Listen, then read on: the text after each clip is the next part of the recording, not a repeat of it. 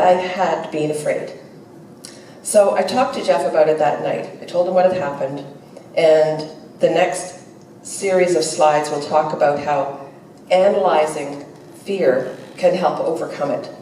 So it sounds kind of counterintuitive because fear sounds a little bit emotional, and analyzing it seems more logical, less emotional. But this worked for me. So it may work for some of you. If you think about a fear that you have, maybe you could apply this process to that fear. The process has 4 steps. And the reason that I thought of doing this was because as Jeff was explaining to me why I shouldn't be afraid, it reminded me of a tool that we had used in my corporate life to analyze a threat that was coming or a fear that we had. And the 4 steps are specifically identify what it is you're afraid of or what the threat is. Assess the likelihood of that fear coming true or that threat coming true, and if it did, what the impact would be. And then take steps to reduce the likelihood and mitigate the impact. So the first step is to assess the likelihood. The first step is to identify the fear. And so the fear, in my case, was that I was afraid that something would happen in the air that I wouldn't be able to deal with, such as an engine failure. So we specifically identified that that was what I was afraid of. Like what I thought had happened on that first flight. So the next step then is to assess the likelihood and the impact. So I did some research about engine failures and learned that, sure enough, it is very, very rare. Most pilots will fly for their entire careers and have no problems whatsoever with their engine. And I watched a video that Chris Hadfield had done online, and he was talking about fear. And the specific topic for his was what he learned from going blind in space. And it was what had happened when he did a spacewalk, and something happened in his helmet, and he lost sight in both eyes for several minutes. And he says in the video, so what are you afraid of?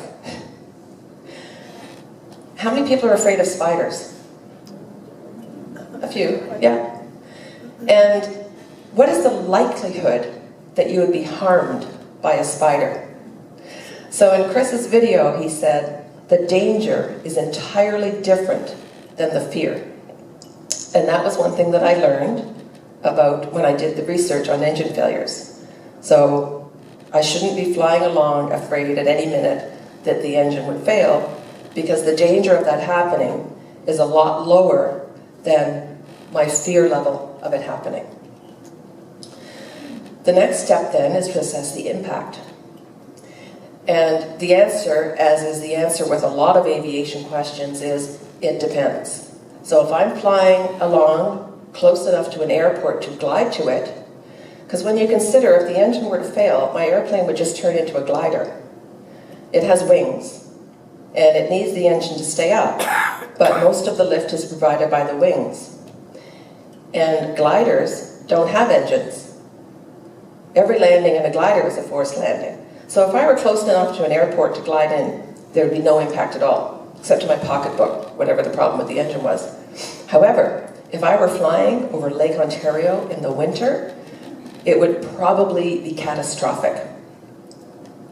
So because the impact could be bad, we need to take the steps possible to reduce the likelihood as much as we can.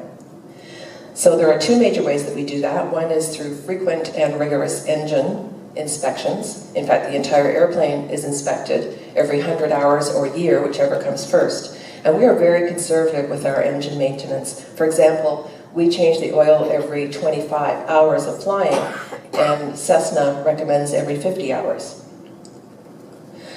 And before every flight, we do a walk around, including looking in the engine for anything that could be amiss. The other way that we reduce the likelihood of an engine failure is through fuel management. Most engine failures are due to fuel starvation. That is completely preventable. Before we take off on every flight, we check the fuel level, and we don't trust the gas gauges that are in the airplane. We do a physical check with a dipstick. And we also check the quality of the fuel by taking a sample out of each of the wings. So now that we've done whatever we can to reduce the likelihood of an engine failure, we need to mitigate the impact